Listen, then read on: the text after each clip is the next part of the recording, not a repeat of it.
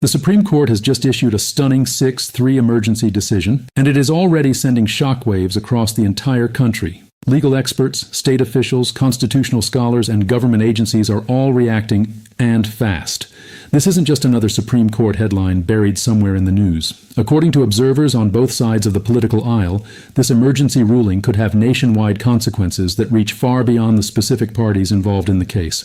And here is what makes this especially significant.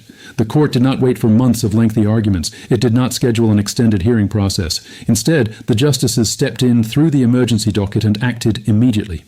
Whenever the Supreme Court does that, people pay attention, because it almost always means the majority believes something requires urgent intervention, something that cannot wait. So the questions everyone across the country is urgently asking right now are simple. Why did the court act so quickly? What exactly did the 6-3 majority decide? And why are legal experts already warning that this decision could affect future battles involving immigration, elections, federal regulations, gun rights, state authority, and constitutional rights across the board? We are going to break all of it down step by step, so you understand exactly what happened and why it matters to you personally.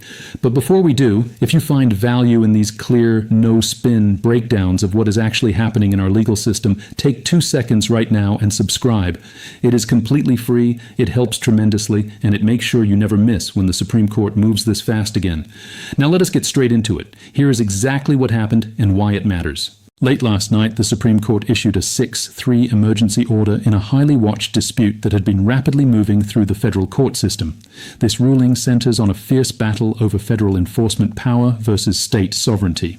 At its core, the decision sharply limits the ability of federal courts to issue sweeping nationwide injunctions, the kind of court orders that can freeze an entire law or policy across all 50 states before it even takes effect. This time, the court sided decisively with the states.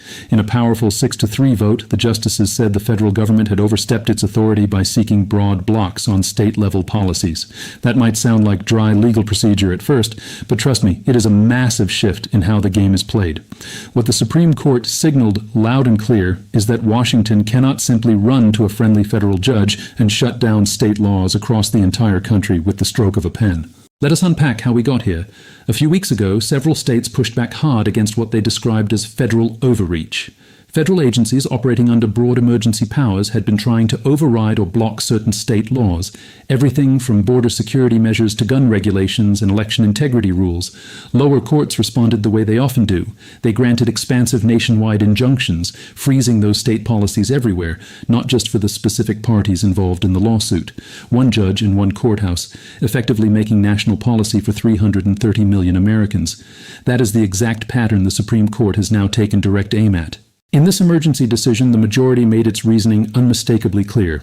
Lower courts do not have the power to issue universal blocks when a dispute only involves specific plaintiffs. In plain English, if one person or a small group challenges a state law, a single federal judge cannot hit the pause button on that law for the entire nation.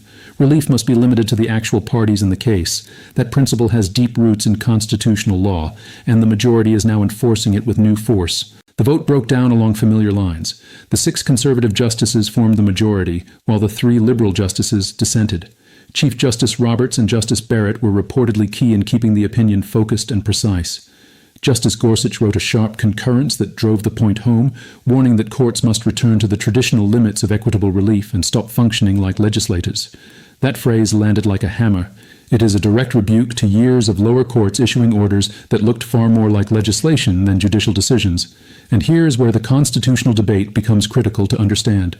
The Supreme Court's majority did not simply rule on a narrow procedural question. Their reasoning reflects something much larger, a growing concern about who actually gets to make decisions in this country. When Congress passes a law, elected representatives make those policy decisions. When the president signs executive actions, the executive branch implements them. But courts are designed to do something different. Courts are supposed to interpret laws and resolve disputes between specific parties. The majority believes that line has become dangerously blurred in recent years, and this ruling is an effort to redraw that constitutional boundary with clarity. Several legal commentators have noted that the majority's approach reflects a broader judicial philosophy that has become increasingly influential across recent Supreme Court decisions. Rather than asking what outcome seems most efficient or desirable, the court is increasingly asking a fundamentally different question: who actually has the constitutional authority to make this decision? Supporters of the ruling are calling it a long overdue correction that restores the proper balance envisioned by the Constitution's framers. State attorneys general from across the country are hailing it as a major victory for federalism and self-governance. One red state attorney general described it as reaffirming that states retain the sovereign right to defend their own laws without being subjected to blanket orders issued by unelected federal judges. On the other side, the reaction inside the Department of Justice is being described privately as alarm. Officials are scrambling, and with good reason. This decision directly undercuts one of the most powerful tools the federal government has relied on in recent years to override state policies it opposes. The 3 dissenting justices pushed back strongly. Their concern was straightforward and practical. If courts become too restricted in their ability to issue broad relief, what happens when a potentially unlawful government action affects millions of people simultaneously? Should protection be available only to the specific individuals who filed a lawsuit?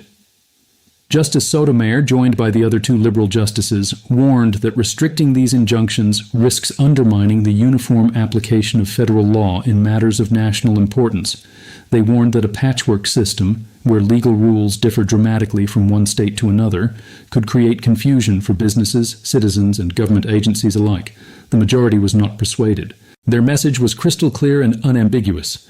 The Constitution created a union of sovereign states, not a single centralized government ruled by the federal judiciary. Courts must always remain within traditional constitutional boundaries. Injunctions should be surgical tools, not sledgehammers applied to the entire nation from a single courtroom. Now let us talk about what this means in the real world, because the implications are enormous and they are already unfolding. On immigration and border security, multiple states have passed laws designed to fill gaps left by federal inaction on the border. In the past, these laws were often frozen nationwide by a single district court judge responding to one lawsuit. Under this new framework from the Supreme Court, those injunctions will be dramatically narrowed. States may finally get the chance to actually enforce their own measures while legal challenges work their way through the courts. On gun rights and Second Amendment issues, several states have enacted stronger self-defense laws or expanded carry rights. This ruling makes it significantly harder for opposing groups to get those laws blocked everywhere with a single lawsuit. The legal fight will now have to happen state by state, which is precisely how federalism was designed to work. Election integrity is another major battlefield. States that passed stricter voter identification requirements or mail-in ballot safeguards could now see those policies take effect in their own jurisdictions even while they are being challenged elsewhere. The era of one judge stopping the nation on election policy is under serious threat. Environmental regulations and energy policy are also directly affected. States pushing back against aggressive federal climate rules or energy mandates now have more breathing room while litigation continues. The Supreme Court is telling lower courts plainly, stay in your lane. Legal experts on the conservative side are celebrating this as a necessary correction. They point out that nationwide injunctions have exploded over the past 2 decades, used aggressively by both political sides when convenient, but increasingly as a shortcut to bypass the democratic process entirely. One legal scholar called today's ruling the beginning of the end of judge shopping for national policy outcomes. And perhaps that is the most profound shift this ruling represents. For years, both major political parties have increasingly turned to the courts to achieve sweeping nationwide changes when they could not win at the ballot box or in Congress. This decision cuts off that shortcut. It forces policy disputes back into the political arena where they belong. If you want major change on immigration, guns, elections, or environmental policy, you will now need to persuade voters, win state legislatures, or pass legislation through Congress. You cannot simply rely on one sympathetic judge in one courthouse to impose a vision on the entire country. That is a genuinely profound transformation in how the entire game is played, and the timing could not be more significant. With tensions elevated across multiple major policy battles, this decision gives states more tools to respond to what they view as federal overreach or inaction. It reinforces the constitutional idea that states are laboratories of democracy, not merely administrative districts of Washington. Shortly after the ruling was released, attorneys involved in several unrelated cases immediately began citing it in legal filings. That development alone tells you something important.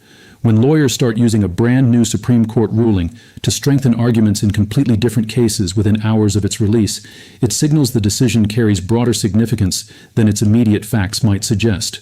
The ruling is already escaping the boundaries of the original dispute, and that is when legal experts start paying very close attention. Because this was an emergency order rather than a full merits opinion after oral arguments, the underlying cases will continue. The federal government will almost certainly seek exceptions or carve-outs in future litigation, but the Supreme Court has drawn a clear line in the sand, and lower courts ignore it at their peril. The bigger picture here is the trend this ruling represents. For several years, the court has been steadily reasserting constitutional boundaries and reining in what the majority views as judicial overreach.